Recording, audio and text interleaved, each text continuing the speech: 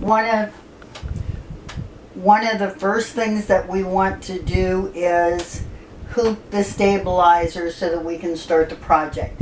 And the first thing I want to let you know is I do use a tearaway stabilizer that comes on a roll, and normally I just measure it out, run a cut in it, and I'm ready to use that piece. I've got the piece here, and we're going to just put it into the bottom, and you want a flat solid surface, and you're going to just push each corner into the hoop, and that gets you a nice solid hooping.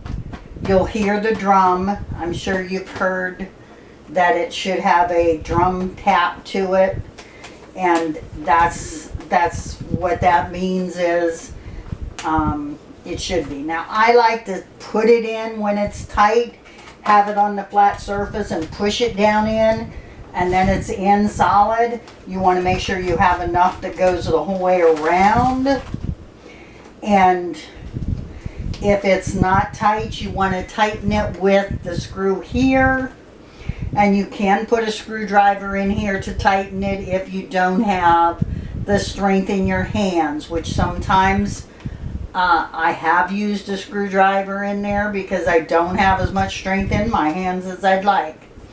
But that's how we need to have the tearaway stabilizer is in here, so that it is in there the whole way around. We can see it, and it's all the way in the back. Now sometimes when I use it and it's not in as strong because of just this lacking a bit, I will tape it, but mostly you want it in there so it's in and strong. Okay, that's the first thing that we want to do, and then it's all ready to put in the carrier to embroider. The other thing I do want to mention is to make sure that your material you are using has been pressed. And like I said, I like to use this Flawless Heavy Finish spray starch. This can last a long time, but you'll spray it and press your material so that it is solid, no wrinkles, and when it's done you'll have a heavier material. And you'll see that in our supply list. But that's what you want to make sure, no matter what material you use. I will sometimes take silk and spray it and put another material over top so that it's not too hot for it, but it will press it well. The other thing is the Pellon that I use. I believe it's a 72, and it is almost like a thin cardboard. And that's what I call my secret thing, because this allows it to hold its shape. And that's really important when you do as much embroidery as I do, because what we make, we want to be around for a long time.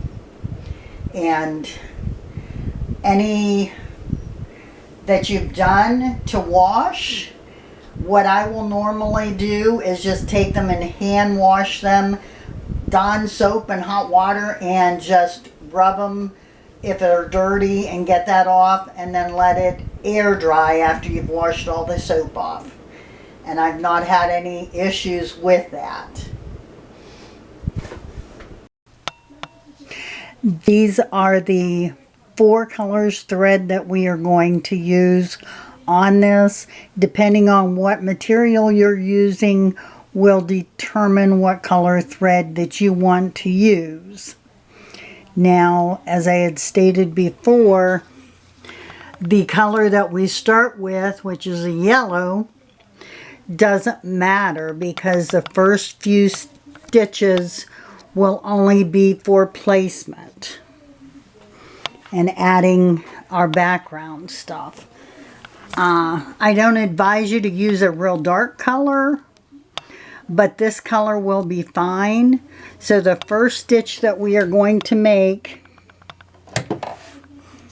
is going to be our outline for everything.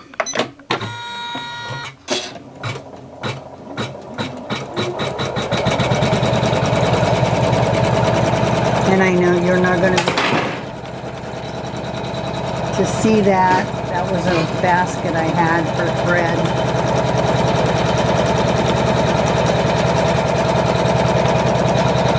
You never want to hear that when you're working with the machine.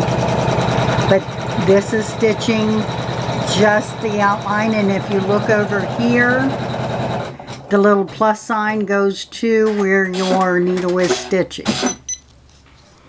Okay, and at this point, what we want to do, and I always clip those stitches. Let me just stop this a minute. And the second thing we're going to do is put that piece of pell on down.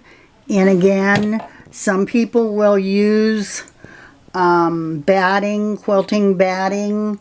That will give you a coffee coaster, but it will be flimsier. And I've done this a long time. This is my preference because it's the best thing that I have found works. And again, let me see if we can get a good, we're going to stitch this. And it's same thing, it's going to stitch that. And again, if you watch over here, that's going to show you exactly where it's stitching.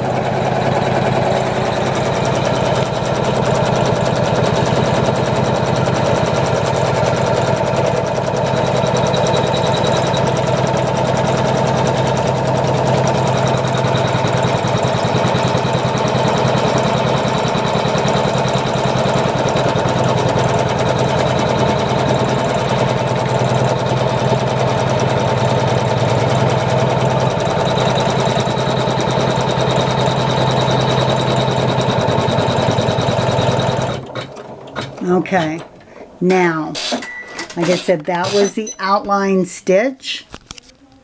Let me see if we can get, that's the outline stitch. And at this point we have two different areas that will require material. This is going to be our coffee area, this is going to be the mug area. And we're just going to add one at a time. The next one we're adding is going to be the coffee. And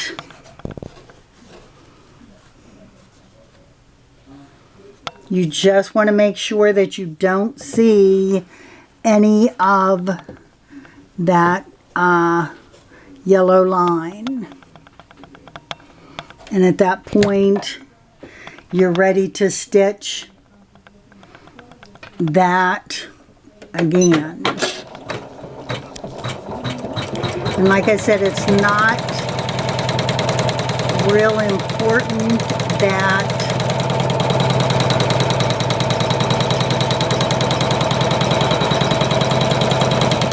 you stitch with that thread. Now what we're going to do is trim all of this off.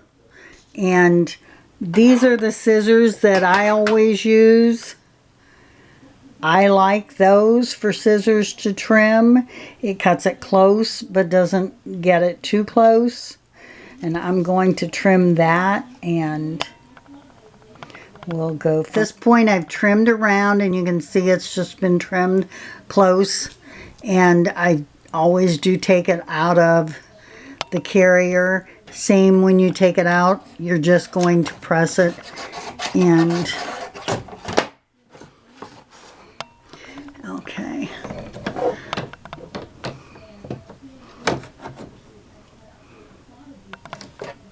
And to take it out, you're just going to press it and then move it. And I apologize, I'm doing this all myself. Okay. And now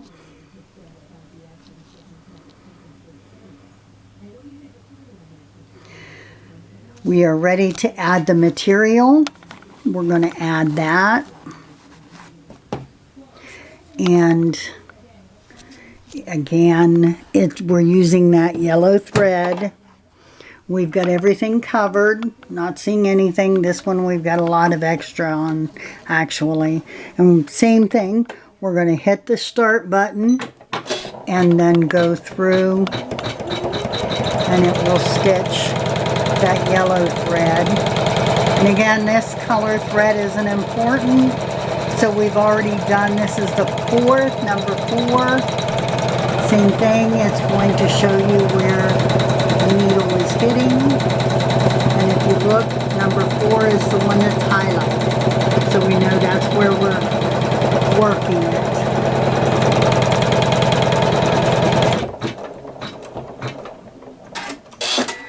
Okay, and again we're going to cut that, and like I said, we'll just push this and then like that, and depending on your machine will depend on how you take it off.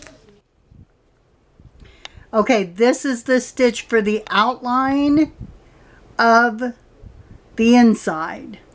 So we're going to just let that stitch on the cup, which we've done. There that is. So that is number 5. We're up to then number 6. And I'm sorry about that. But we will go to there and change the thread.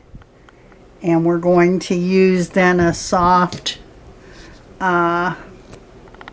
cream color for the coffee.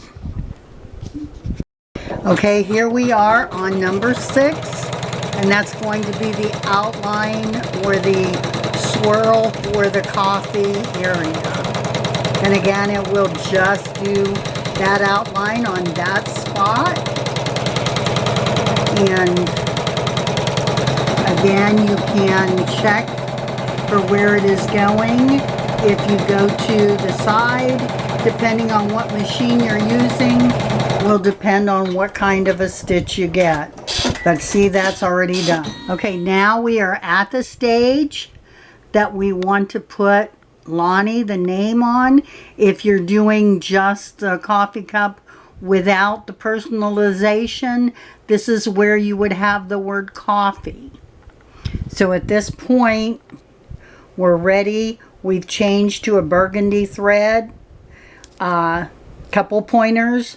Always make sure that the foot is up when you thread your embroidery or sewing machine for that matter. That's something that we always do. Keep that up so that the thread will be threaded properly. And the other thing is that I always cut the thread here at the top, cut it here, and then pull it out at the needle so you're not pulling through the mechanism here, because I've been told there's a mechanism in there that if you pull it backwards too many times, it's very expensive to fix. Those are just 2 pointers I wanted to make. What we're going to do now is put the foot down, and we are ready then for Lonnie. We've got the thread color we want, and everything is ready to go. We'll just hit that start button, and it will put Lonnie on. Keeping in mind, we are still just working on the front of the coaster. So with that in mind, we're going to continue with the name Lonnie on here. And depending on what font you used and what color that you have chosen for your coffee mug will determine your colors. That's what makes your item unique, and that's what makes it you who is calling all the shots and truly making it personalized or customized.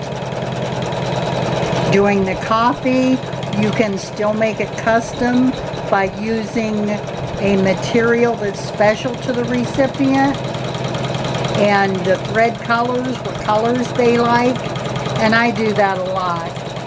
Most of mine have their name on just because that's what I do. And I'm going to let this finish with Lonnie.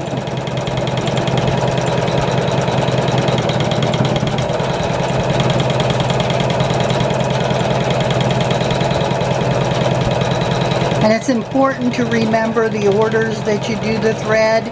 Sometimes you might think you want to do something before, especially sometimes it's 2 color, and they'll do 1 and then they'll go back to that color.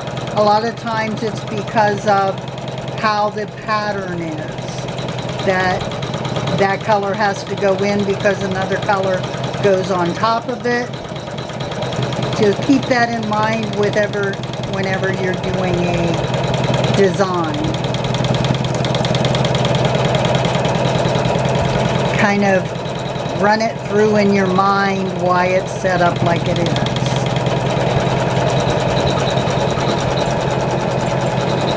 And that's why when you do the name, you have to reorganize the thread. Because if we put that Lonnie at the end, it would be on the back of it also. This way it's all covered up and done.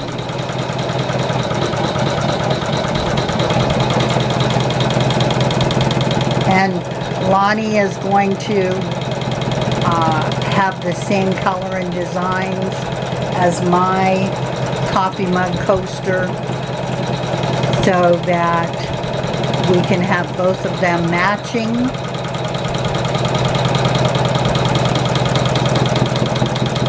And as I showed you in the last step before doing the satin stitch all the way around, we cut out the handle so they can be hung also. Some people choose not to do that. I do it. I might not have done it in the beginning. I can't remember. But I cut it out all the time, and everybody likes that because they can hang them. So if they have hooks, they'll hang it and then they can take it down to set it down and put their coffee on. Okay, Lonnie is now done, and then the next step is going to be going to the backing. So let me just pause this for a moment while I do that. Okay, now we have that all cut out. I found the duck scissors, and some people like these. They have the rounded end here. So those, I still like these scissors. Now what we're going to do is put the backing on this, and that's where it will then all be covered up with the stuff we have. What I have for the backing is a piece of fleece, and you just want to make sure that whatever you use is plenty big so that it will cover the area. And let me see, I am going to tape this to the back, and that's what I use all the time, is just Scotch tape, transparent tape. I use a generic brand because I tape the backing on and then I throw the tape away. I'm not one who keeps that stuff so that I can use it each time. I just find it's too messy, and that's my preference. If you want to choose to do that, that's entirely up to you. But that is how I do it, is simply tape the corners and a couple other places so that it won't get out of place. And you always want to flip it over and make sure that all of it is covered, and you can see the design there. So now the color that we use for this isn't important.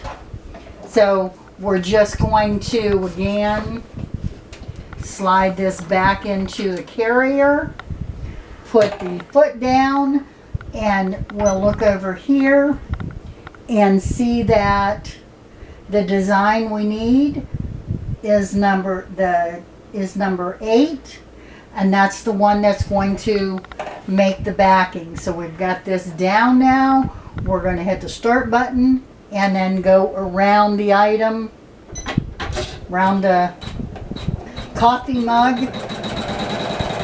So we are getting pretty close to wrapping it up, but that's what we want to do. And this will give us a better idea of how our cutting was on the front. Okay, and this is where it will put that cutout for the handle, where it will make that, and that's where we will cut it out. So again, we're going to take it out, and if we flip this over, we're going to cut that and cut this. You'll have to be careful here. You want to get under this, but leave the tearaway behind it. And again, if you don't, it's not the end of the world. And again, here, same thing. It's a little more difficult to cut it out here because you're cutting out the material and then the pellon. So this one is a little more difficult.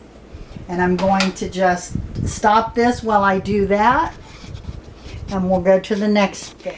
Now at this point, what we have is the coffee mug cut out, and the handle is now cut out, and on the back is the fleece where it has been all cut out, and again the handle is cut out at that point. Now we're just going to hook this back up to the machine, and this is the final stitch, the final stage.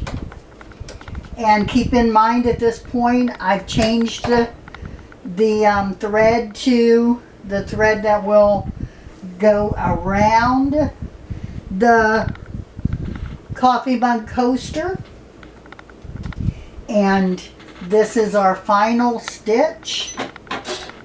And it will take some time, and it takes a bit of thread.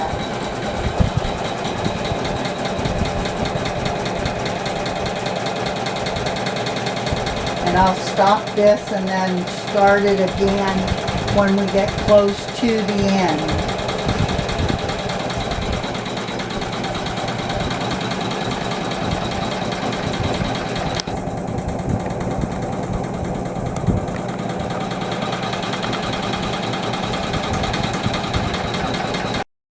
I'm not sure how good you can see this, but it's stitching around, and I'll let you watch it until it finishes.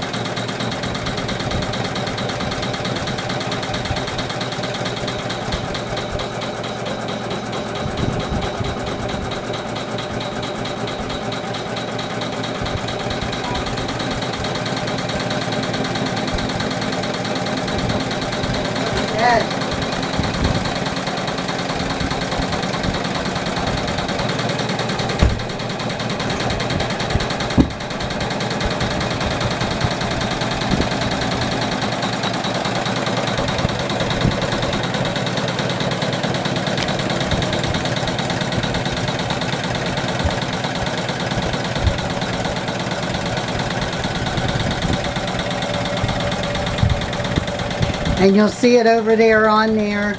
And again, you can follow where that little plus sign goes, and it shows you where it is going there. But this is a long process that this does. Now, if it sounds good, I'll leave the room, but a lot of times I just sit here and babysit. It's that kind of the golden rule.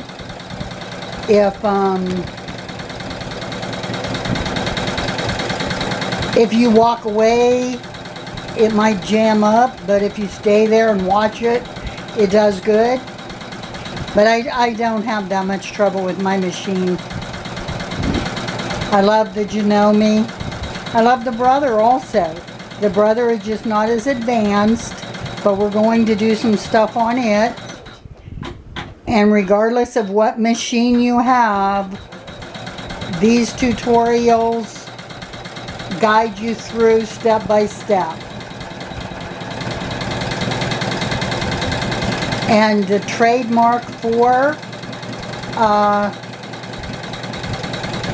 Creative Kiwi is that they do the satin stitch, and then they do like a cross on that satin stitch that kind of makes it like a finished stitch. So it's kind of almost to the next level, I believe. And I believe that this is just such an awesome pattern that they give for free. And like I said, when I started doing the machine embroidery, Creative Kiwi was my go-to, and this was one of the patterns. And I don't know, on one of the Facebook pages somebody might have said about it. And once you get involved in doing machine embroidery, keep in mind Creative Kiwi. They are one of my favorite go-tos. So much that they have, and I do want to do one of the patterns that you make and stitch in the hoop, so that 3 or 4 hoopings will make a design, and that's my goal for another video. And if there's something that you want to see special, shoot me an email at machineembroideryqueen@gmail.com. If you're interested in doing like a membership where I will put up various things, let me know. We can do that also. I just want to make sure things are affordable and that you'll be able to do these.